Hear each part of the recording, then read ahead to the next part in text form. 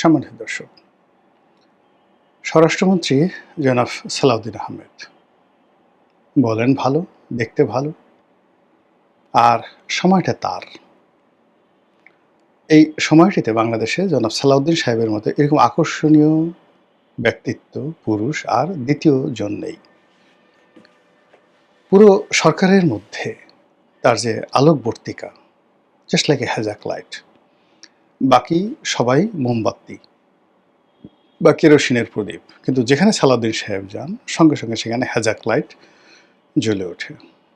হ্যাজাক লাইটের আধুনিক সংস্করণ হয়তো ফ্ল্যাড লাইট, কিন্তু আমরা যারা সেই ৭০-এর দশকে বা ৬০-এর দশকে যাদের জীবন শুরু, আমাদের কাছে এখনও মানে মোমবাতি, তারপরে ওই সলতে দিয়ে ছোট দাদা, দাদি, মা, খালা তারা ওই নবজাতকের পাশে মানে সলতে দিয়ে এক ধরনের পিন পিন আলো জ্বলিয়ে রাখতো ছোট বাচ্চা হলে। সারা সেটা জ্বলতো, সেটা সরিষার তেল দিয়ে এটা জ্বালানো থাকতো। এর কারণ হলো যে প্রায় বেশিরভাগ বাড়িতে মাটির ঘর ছিল। সেই মাটির ঘর মানে খোদাই করে শিয়াল ঘরের মধ্যে ঢুকে যেত। তারপরে ইঁদুর, তারপরে আরও জিনিসগুলো রয়েছে যেটুকুলোকে বলা হয় কি যেন ভাইতে বলা হয় আমাদের দেশে। তো এরা এসে এই বাচ্চাদেরকে কামড় দিত, ছোট ছোট নবজাতক বাচ্চাদেরকে কামড় দিত। তো এর থেকে বাঁচার জন্য বেশিরভাগ গরিব মানুষের বাড়িতে আসলে এমনি চকিও ছিল না, তারা ফ্লোরে ঘুমাতো। তো এজন্য হেরিকেন জ্বালানোর অবস্থাও অনেক মানুষের ছিল না। কেরোসিনের প্রদীপ জ্বালানোর অবস্থা তো প্রশ্নই আসে না। ওই জন্য ওই রেড়ির তেল বা সলতে দিয়ে, সরিষার তেল দিয়ে তারা এই জিনিসটা জ্বালাতো। তো এরকম সলতের তেল, মোমবাতি মানে তেলের সলতে দিয়ে যে আলোটা বের হয় খুব ক্ষীণ, পিট পিট পিট পিট করে জ্বলে। তারপর হেরিকেন, কেরোসিনের প্রদীপ। তো এইগুলোর পাশে বা মশাল, এগুলোর পাশে যখনই একটা হ্যাজাক লাইট গ্রামে জ্বলতো বা বাজারে জ্বলতো, মানে আমাদের মতো যারা ছোট ছোট পোলাপান আমরা সেই হ্যাজাক লাইট দেখার জন্য মানে পাগল হয়ে যেতাম। গ্রামের কোনো বিয়ে বাড়িতে যখন রাতে কোনো অনুষ্ঠান হতো, এরকম একটা বা দুটো হ্যাজাক লাইট ভাড়া করে আনা হতো, এবং আপনাকে দাওয়াত করুক বা না করুক শুধু হ্যাজাক লাইট দেখার জন্য সেই ছেলেরা, বুড়োরা ওই বাড়িতে গিয়ে হাজির হতো। এই ছিল হ্যাজাক লাইট। তো সেই অর্থে আমাদের বর্তমান রাজনীতির অঙ্গনের পূর্ণিমার চাঁদ বলেন, হ্যাজাক লাইট বলেন, কিংবা উদিত সূর্য বলেন, সবই এখন সালাউদ্দিন সাহেবকে কেন্দ্র করে হচ্ছে।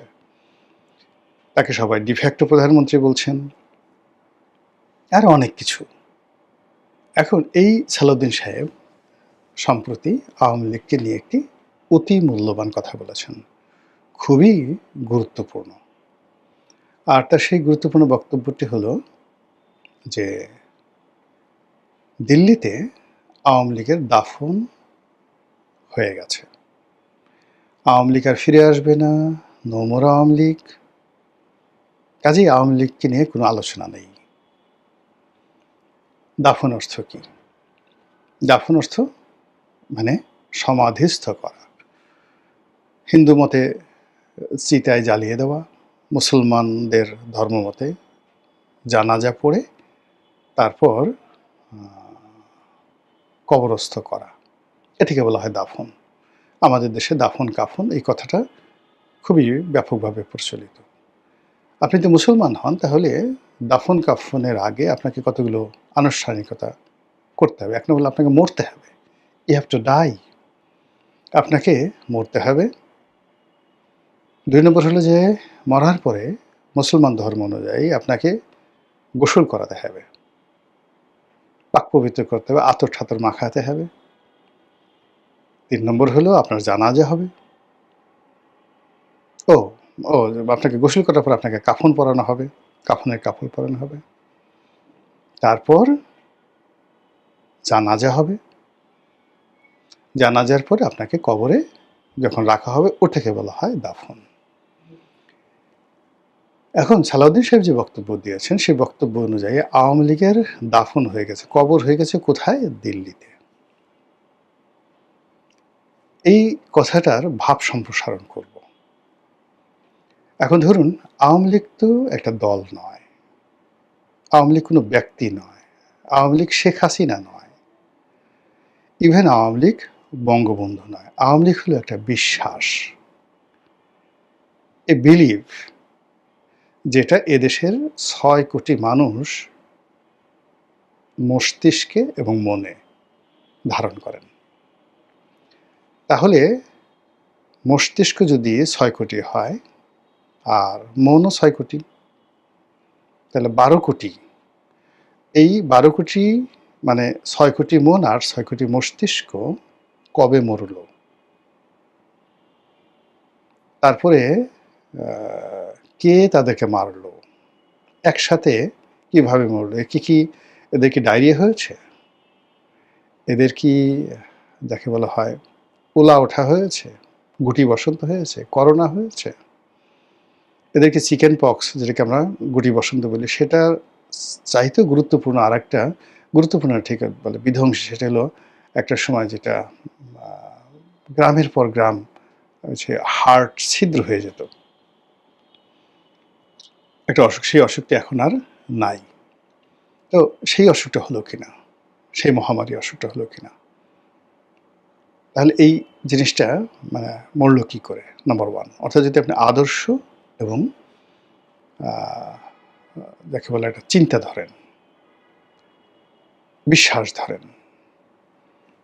২ নম্বর হলো যে এই আওয়ামী লীগের যে বিশ্বাস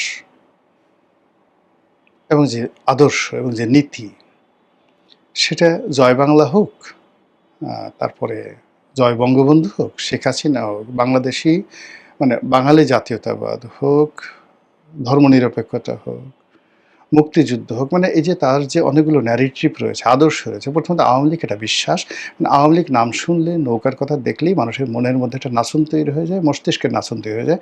এটা একটা পার্ট। সেকেন্ড হলো এটা মরলো কী করে, this is my question. Second হলো এটার যে আদর্শ, আদর্শের কতগুলো যাকে বলা হয় নাম্বার আছে।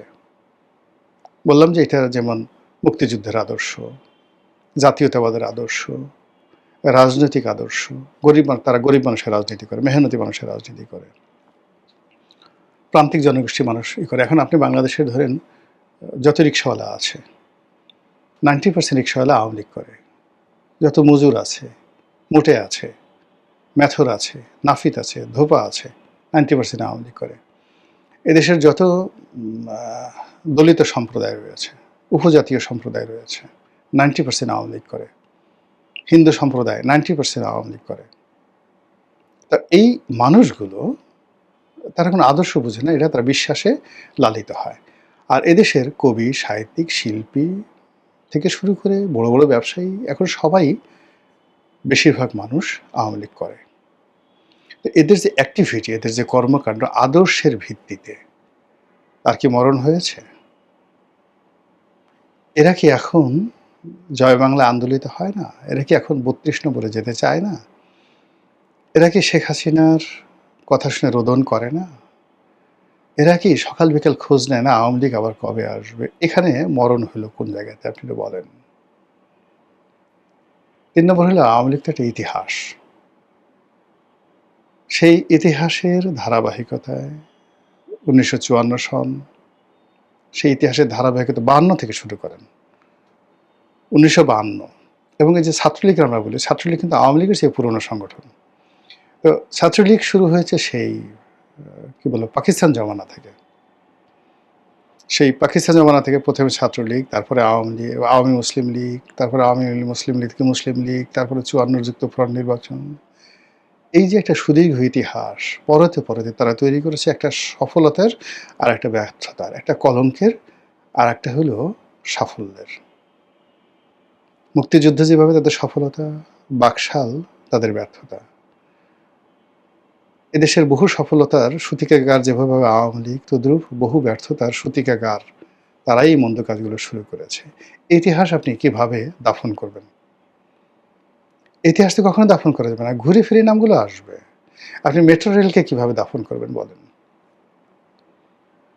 ৩০০ ফিটকে আপনি কিভাবে দাফন করবেন? আপনি সেই রূপপুর পারমাণবিক কেন্দ্র, এটাকে কিভাবে দাফন করবেন?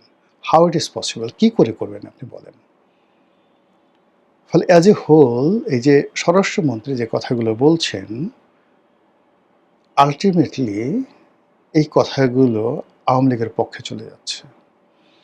এই কথাগুলো বিএনপির পক্ষে চলে যাচ্ছে। এই কথাগুলো ভারতের পক্ষে চলে যাচ্ছে। এবং তিনি যত বেশি অ্যাকশন দেখাবেন, এই সমস্ত ব্যাপারে যত নেতিবাচক কথাবার্তা বলবেন, ততই তাকে সবাই সালাউদ্দিন বলবে, ততই তাকে সবাই শিলং সালাউদ্দিন বলবে, ততই তাকে সবাই ভারতের এজেন্ট বলবে এবং এটা তার কপাল খারাপ। তিনি বুদ্ধিমান মানুষ, সাহসী মানুষ, জীবনে সফলতা পেয়েছেন বহু ক্ষেত্রে।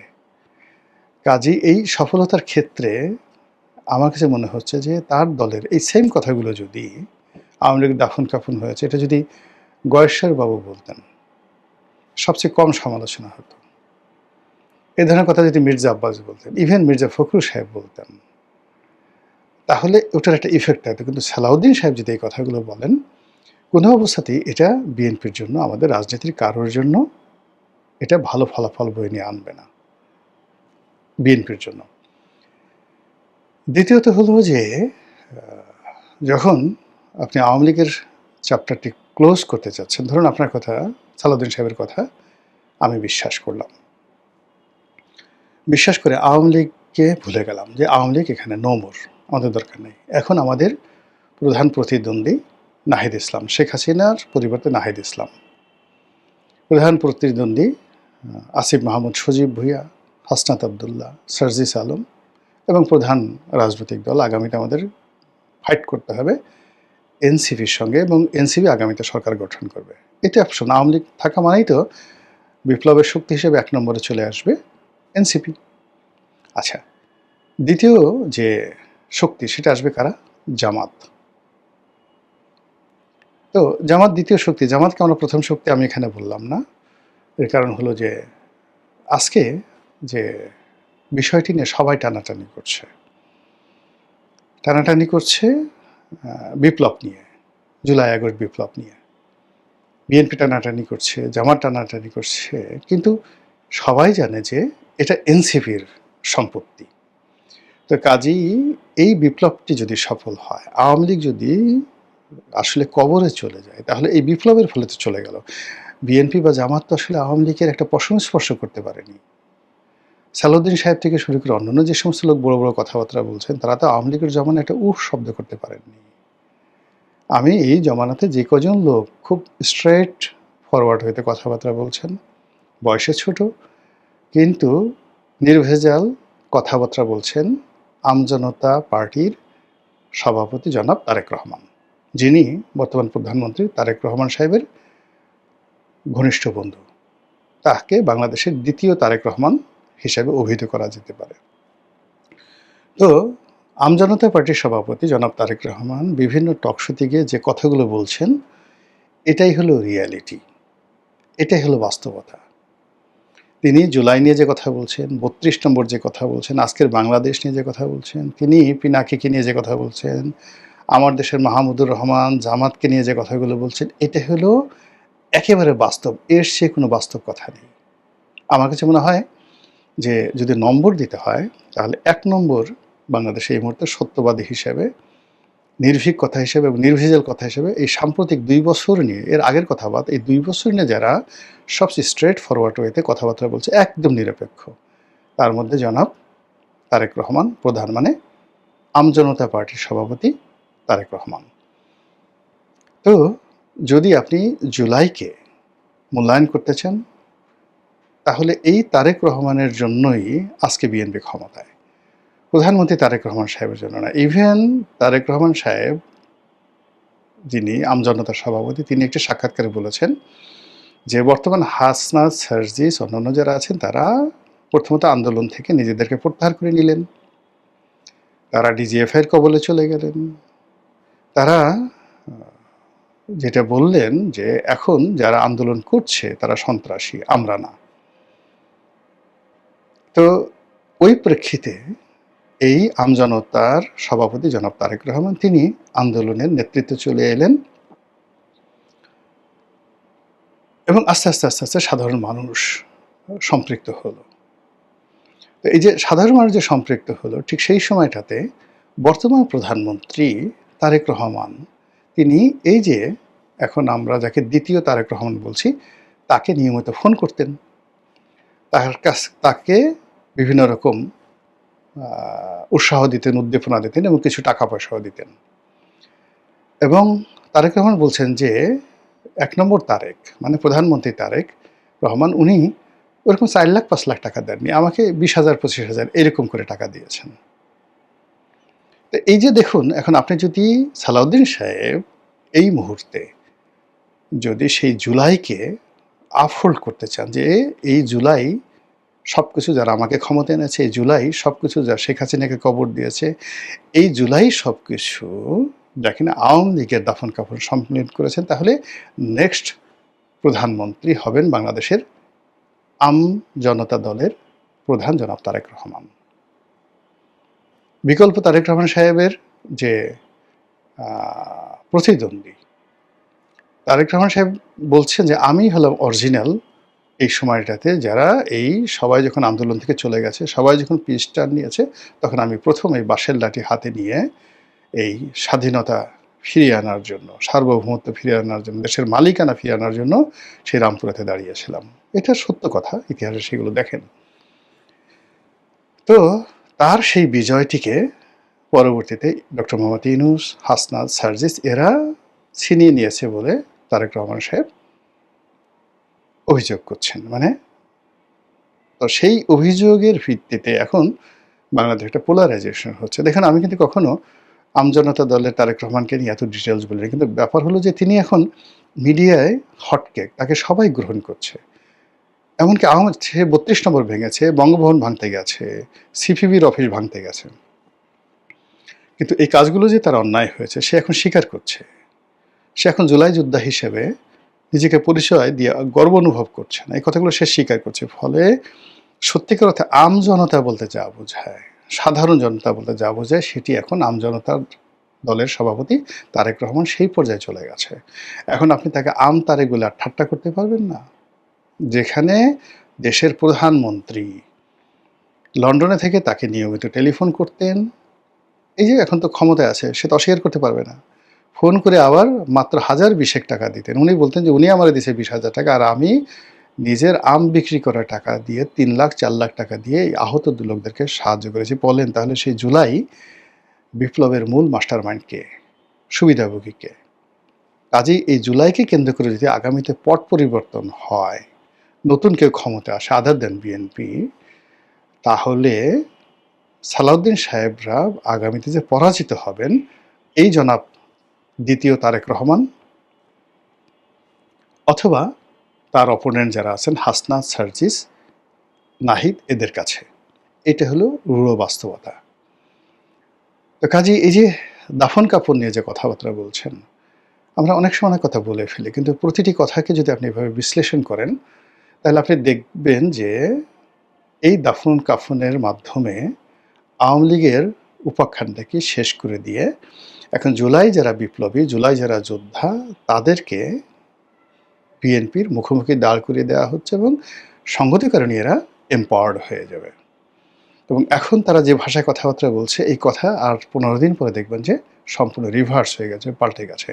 এবং এদের সঙ্গে বহু, এমনকি এই যে জনাব তারেক রহমান আমজনতা দলের সভাপতি, এর সঙ্গে যদি আওয়ামী লীগের লোক, দলে দলে আওয়ামী লীগের লোক যোগদান করে, এর পিছনে যদি সবাই তারেক ভাই জিন্দাবাদ দেয়, এবং এখানে এর যত বেশি বলবে তারেক ভাই জিন্দাবাদ, তারেক ভাই জিন্দাবাদ, আমার নেতা তারেক রহমান, তারেক ভাই, তারেক ভাই, ততই এটা প্রধানমন্ত্রীর জন্য, তারপর স্বরাষ্ট্রমন্ত্রীর জন্য কতটা অস্বস্তিকর হবে, কতটা অবমাননাকর হবে। একবার একটু চিন্তা করেন তো, যে মুখগুলো খুলে গেছে, আপনি তো মুখ বন্ধ করতে পারবেন না, সেই জিনিসগুলো হয়ে গেছে। ফলে এই যে মাদ্দা জিল্লুহুল আলী বলতে যাকে বোঝানো হয়, মানে প্রধানমন্ত্রীর ছায়া যার উপর আছেন স্বরাষ্ট্রমন্ত্রী, তিনি এই যে আওয়ামী লীগ নিয়ে যে সিদ্ধান্তগুলো দিচ্ছেন, এটা রাজনীতিতে কী রসায়ন তৈরি করছে, কী প্রতিক্রিয়া তৈরি করছে। তিনি যে আওয়ামী লীগের দাফনের ব্যবস্থা করছেন, কাফন করা হয়ে গেছে, জানাজা দিয়ে ফেলছেন, এই টোটাল জিনিসগুলো, তাও আবার দিল্লিতে, এটার কী প্রতিক্রিয়া হতে পারে রাজনৈতিক।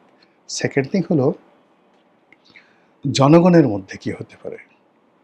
মানে বাংলাদেশের ৬ কোটি মানুষ আওয়ামী লীগ করে, তারা হয় এই সময়ের মধ্যে যারা বাংলাদেশে আছেন তারা আওয়ামী লীগ ত্যাগ করেছেন, বিএনপিতে যোগদান করেছেন, অথবা জনতা দলে যোগদান করেছেন। কাজেই বাংলাদেশে আওয়ামী লীগ নেই।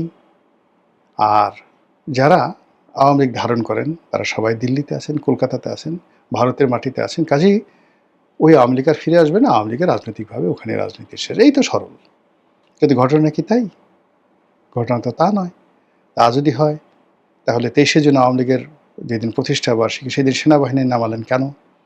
সেদিন আপনার আনসার বাহিনী ছিল না, বিজিবি ছিল না যেটা আপনার অধীন, বা পুলিশ বাহিনী ছিল না, তো তাদেরকে বাদ দিয়ে কেন আপনি সেনাবাহিনী নামালেন? এবং এখন আজকের এই সময়টা পর্যন্ত এখনও সেনাবাহিনী আপনি মাঠে রেখেছেন এই জুলাই মাসে। আপনি এই 15ই আগস্টকে নিয়ে আপনার কি ভয় হচ্ছে না এখন? আপনার যদি ভয় হয় তাহলে তো সে মরল না, সে তো মরেনি। আওয়ামী লীগ তো মরেনি, দাফন কাফন তো প্রশ্নই আসে না। বরং চিত হয়ে সে দাঁত ভেস্কি দিয়ে জিব্বা নাড়াচ্ছে। এবং একজন মরা মানুষ, আপনি যাকে মনে করছে একজন মরা মানুষ, ওই আগেই বললাম, একজন মরা মানুষ যদি চিত হয়ে শুয়ে আপনাকে ভেংসি কাটে, জিব্বা বের করে, কিংবা সেই তর্জনী উঁচিয়ে, পিনাকি ভট্টাচার্য যেইভাবে তার মানে তর্জনী উঁচিয়ে, আঙ্গুল উঁচিয়ে কী যেন একটা দেখাতে চায় বা করতে চায়, ওইরকম যদি কোনো আওয়ামী লীগের লোক যাকে আপনি মৃত মনে করছেন সে যদি আঙ্গুলটা এভাবে উঁচিয়ে ফেলে, তাহলে কেমন লাগবে বলেন তো? মনে হবে এটা ভৌতিক কাণ্ড না? বলে পুরো এই 6 কোটি মানুষকে আপনি একটা ভৌতিক জগতে পাঠিয়ে দিচ্ছেন। It's not the wise. Awami League should be reconciliated. এখানে রিকনসিলিয়েশন ছাড়া আমাদের রাজনীতির কোনো মুক্তি হবে না। কাজে এই ধরনের কথাবার্তা দলের জন্য, সরকারের জন্য, দেশের জন্য অবশ্যই কল্যাণ বয়ে আনবে না। আল্লাহ আমাদের সবাইকে হেদায়েত দান করুন। আসসালামু আলাইকুম ওয়া রাহমাতুল্লাহি ওয়া বারাকাতুহু।